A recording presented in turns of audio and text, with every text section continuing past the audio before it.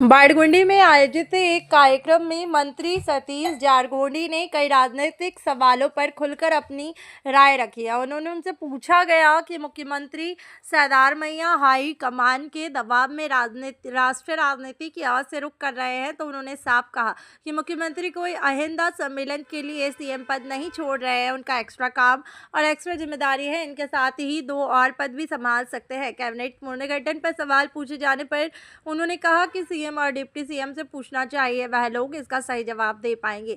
हम तो मंत्री हैं, तारीख तय करने की ताकत हमारे पास नहीं है। अध्यक्ष सीएम और डिप्टी सीएम से पूछेंगे तो उन्होंने जवाब मिलेगा। सीएम पावर शेयरिंग विवाद को लेकर सतीश ने कहा कि कौन मुख्यमंत्री बनेगा और कौन पद छोड़ेगा, यह तय करने का अधिकार हम लोगों का नहीं है। हम तो बागलकोट, बेलगावी और विजयपुर लेवल पर ही सीमित हैं। ಏನೋ ಡಿಸಿಸ್ ಬ್ಯಾಂಕ್ ಸಕ್ಕರೆ ಕಾರ್ಖಾನೆ ಕಲಾ ಚಲವಾಗಿದೆ ಅನ್ನೋದು ಎಲೆಕ್ಷನ್ ಬಂದಾಗ ಮತ್ತೆ ಸ್ವಾಭಾವಿಕಲ್ಲ, ಗುಡುಗು ಮಿಂಚು ಮಳೆ ಆಗೋದು. ಎಲೆಕ್ಷನ್ ಅಂದ್ರೆ ಜುಲೈ ಜೂನ್ ಇದ್ದಂಗೆ ಮಳೆಗಾಲ ಬರುತ್ತೆ, ಮತ್ತೆ ಮಳೆ ಆದ್ಮೇಲೆ ಶಾಂತ ಆಗುತ್ತೆ. ಅಲ್ಲಿ ಏನಾದ್ರು ಸಮುದಾಯ ಒಗ್ಗೂಡುವಂತ ಕೆಲಸ ನಡೀತಿದೆ ನಿಮ್ಗೆ ಅನ್ಸಿದೆ ಸರ್? ಎಲ್ಲಾ ಲಿಂಗಾಯತರು ಒಂದಾಗಕ್ಕಂತಾರ ಈ ದೇಶದಲ್ಲಿ ಯಾವ ಜಾತಿ ಕೂಡ ಒಂದಾಗ್ಲಿಕ್ಕೆ ಅವಕಾಶ ಇಲ್ಲ. ಲಿಂಗಾಯತ ಅಷ್ಟಲ್ಲ, ಯಾವುದೇ ಜಾತಿಯವರು ಒಂದೇ ಪಕ್ಷದಲ್ಲಿ ಒಂದೇ ಕಡೆ ಇರ್ಲಿಕ್ಕೆ ಎಲ್ಲಿ ಸಾಧ್ಯ ಇಲ್ಲ. ಅಲ್ಲಿ ಸಿಕ್ಕ ಪಕ್ಷ ಬೇರೆ ಇರ್ತಾರೆ. ಸೊ ಯಾರು ಕೂಡ ಒಂದಾಗ್ಲಿಕ್ಕೆ ಅವಕಾಶಗಳು ಬಹಳ ಕಡಿಮೆ ನಮ್ಮ ದೇಶದಲ್ಲಿ. ಅವ್ರಿಗೆ ಪ್ರಯತ್ನ ಮಾಡ್ತಿರ್ಬೋದು, ಅದು ಅವ್ರಿಗೆ ಬಿಟ್ಟ. ಮತ್ತೊಂದು ರಾಜ್ಯ ರಾಜಕಾರಣದ ಮೇಲೆ ಈ ಒಂದು ಬೆಳಗಾವಿ ಮತ್ತೊಂದು ಸಂಚಲನ ಏನಾದರೂ ಆಗುವಂತ ಸಾಧ್ಯತೆ? ಅದು ಪಕ್ಷ ಆಧಾರಿತ ಚುನಾವಣೆ ಅಲ್ಲ, ಪಕ್ಷಕ್ಕೆ ಸಂಬಂಧಪಟ್ಟ ಚುನಾವಣೆ ಅಲ್ಲ, ಅದು ಸಹಕಾರಿ ತತ್ವ. ರಾಷ್ಟ್ರ ನಾಯಕರಾಗಬಹುದಲ್ಲ ಅಂತ ಡಿಟೇಲ್ಸ್ ಮಾಡ್ಬೇಕಂತ ಹೇಳಿದ್ದಾರೆ. ಈ ಹಿಂದೆ ಸಿದ್ದರಾಮಯ್ಯನವರು ರಾಷ್ಟ್ರ ರಾಜಕಾರಣ ನನಗೆ ಆಸಕ್ತಿ ಇಲ್ಲ, ನಾನು ರಾಜ್ಯದಲ್ಲೇ ಇರ್ತೀನಿ ಅಂತ ಹೇಳಿದ್ರು. ಅದು ಹೈಕಮಾಂಡ್ ಒತ್ತಾಯದ ಮೇರೆಗೆ ಹೊರಟಿದ್ದಾರೆ. ಇದು ಎಕ್ಸ್ಟ್ರಾ, ಇದು ಅವ್ರಿಗೆ ಹುದ್ದೆ ಕೊಡುದು ಎಕ್ಸ್ಟ್ರಾ. OBCಯನ್ನ ಡಿವೈಡ್ಲಿ ಕೊಟ್ಟಿದ್ದಾರೆ, ಹೊರತಾಗಿ ಸಿಎಂ ಬಿಡ ಅಂತ ಹೇಳಿಲ್ಲ.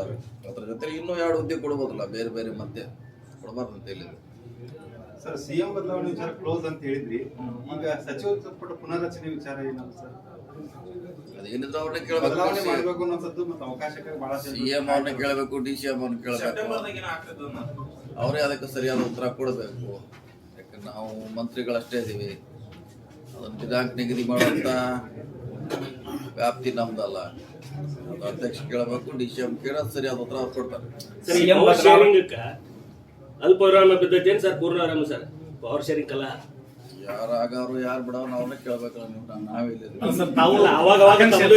ಕೆಪಿಸಿಸಿ ಅಧ್ಯಕ್ಷ ಆಕಾಂಕ್ಷಿದ್ರಿ, ನೆಕ್ಸ್ಟ್ ಟೈಮ್ ಸಿಎಂ ಆಕಾಂಕ್ಷಿದ್ರೆ ಈ ಎಲ್ಲ ಬೆಂಬಲ ತಮಗೆ ಹತ್ತಿರದಲ್ಲಿ ಗೊತ್ತಿತ್ತು? ಇಲ್ಲ, ನಾವಿಲ್ಲೇ ಬಾಗಲಕೋಟೆ, ಬೆಳಗಾವಿ, ಬಿಜಾಪುರ ಲೆವೆಲ್ನಾಗ ಸರಿ. ನಿಮ್ಮ ಅಭಿಮಾನಿಗಳು ಮುಂದಿನ ಸಿಎಂ ಅಂತ ಈ ತರ ಒಂದು ಘೋಷಣೆ ಮಾಡೋದು ಎಲ್ಲ ಕಡೆ ಘೋಷಣೆ ಕೂಗ್ತಾರ.